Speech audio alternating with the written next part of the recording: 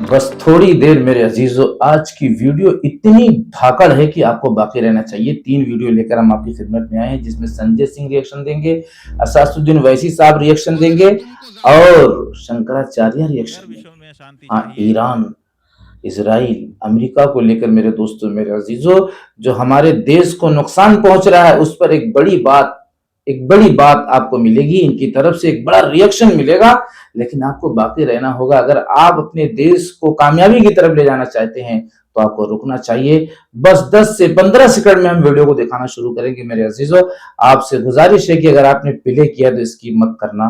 बड़ी जद्दोजहद के बाद कोई कंटेंट तैयार होता है। हम आपके एक एक लाइक, एक एक कमेंट का इंतजार करते हैं। अल्लाह रब्बुल इज्जत जिसने सारी कायनात को बनाया, रचाया, बसाया, वो आपकी हर परेशानी को दूर फरमाए।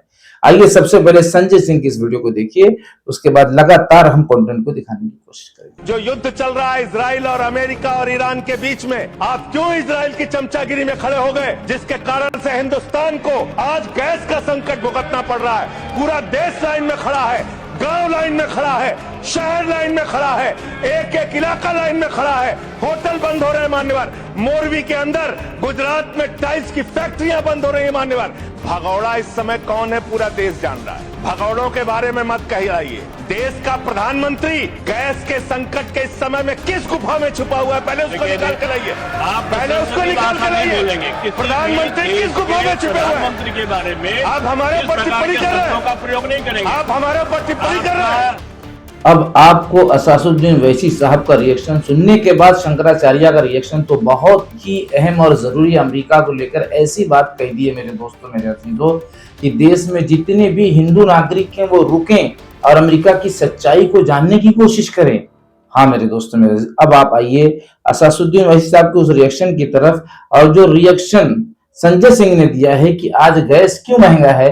मेरे दोस्तों, आप अपनी राय कमेंट सेक्शन में रखिए। क्या आप कुछ कहना चाहते हैं? इंशाअल्लाह मैं इंतजार करूंगा और उस पर फिर जवाब देने की कोशिश करूंगा। आइए, असादुद्दीन वैसी साहब ने ईरान की से मोहब्बत करने वालों को, ईरान की मोहब्बत ने अपने सीनों को पीटने वालों के खिलाफ जो ऐलान किया है, पुलिस कर्मियों की तरफ से जो ऐलान हुआ है मेरे दोस्तों, उस पर क्या रिएक्शन है असादुद्दीन वैसी साहब का, आप देखिए। उसके बाद शंकराचार्य की वीडियो देखकर वीडियो का इख्तिताम करेंगे और आखिर में मेरे दोस्तों हम ऐसी तरकीब बताएंगे कि आपकी अगर मॉब लिंचिंग होती है, किसी मुसलमान की मॉब लिंचिंग होती है, तो कैसे अपनी हिफाजत कर सकता है, ये तरीका हम बताएंगे आखिर में।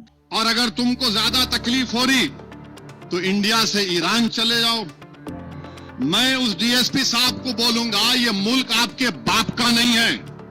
और फिर संभल में कल एक वीडियो मैं भी देखा, एक डीएसपी साहब है, मुसलमानों को बिठाते हैं, मुसलमानों को बिठाकर बोलते हैं क्या जरूरत है तुम लोगों को, ईरान पे तुम लोग क्यों एहतजाज कर रहे, ईरान इजराइल अमेरिका की जंग हो रही, तुमको क्या करना है, तुम एहतजाज करेंगे तो हम तुमको सजा दे देंगे, तुम लोग रोड पे क्यों आके नमाज पढ़ते, बर्दाश्त नहीं किया जाएगा, जेल को भिजाया जाएगा। और अगर तुमको ज्यादा तकलीफ हो रही तो इंडिया से ईरान चले जाओ। मैं उस डीएसपी साहब को बोलूंगा, ये मुल्क आपके बाप का नहीं है, हिंदुस्तान का आईन है, freedom of expression article 19 fundamental right है। और सुनो डीएसपी, तुम बिन्यामिन नेतन्याहू की जबान में बात कर रहे हो। अगर कल कोई इजराइल की ताईद में एहतजाज निकाला जाएगा तो तुम तो जय जय के नारे लगाओगे ना। मैं आईन का हवाला दे रहा हूं, आईन में शेड्यूल 7 है। शेड्यूल 7 क्या बोलता कि पार्लियामेंट को यह हक हासिल है कि वो फॉरेन पॉलिसी बनाए नेशनल सिक्योरिटी और डिफेंस के ऊपर। पार्लियामेंट क्यों है फिर, और हमारा अख्तियार है। अब बचा है शंकराचार्य का इंटरव्यू मेरे दोस्तों, जो बहुत ही अहम और जरूरी है आपके लिए। मेरे दोस्तों, इस वक्त रात का 1 बज रहा है और मैं आपकी खिदमत में इस तरह का कंटेंट लाकर आपको आगाह कर रहा हूं। और आपके दिलों के लिए इत्मीनान का ज़रिया बनना चाहता हूँ कि क्या हो रहा है, क्या चल रहा है, कौन क्या बोल रहा है। इस तरह की न्यूज़ आप सुनने का शौक भी रखते होंगे कि हमारे देश में क्या चल रहा है। इसीलिए हम छोटी-बड़ी खबरें आप तक पहुँचाने की कोशिश कर रहे हैं। आपके लाइक कमेंट का इंतज़ार इसलिए करते हैं कि इसकी बहुत ज़्यादा माँग है यूट्यूब पर, एक पॉलिसी है इसलिए रिक्वेस्ट करते रहते हैं मेरे अज़ीज़ों, मेरे दोस्तों। अब हम आते हैं शंकराचार्य की उस वीडियो को दिखाकर आपको एक बड़ी चीज़ से आगाह करेंगे। उसके बाद मॉब लिंचिंग से अगर बचना है, मॉब लिंचिंग से अगर बचना है तो आपको रुकना चाहिए। और आखिर में मैं क्या बताने वाला हूँ जिससे आप मॉब लिंचिंग से बच जाएँगे, इसलिए आपको शंकराचार्य की वीडियो के बाद भी बाकी रहने की कोशिश करना चाहिए मेरे दोस्तों।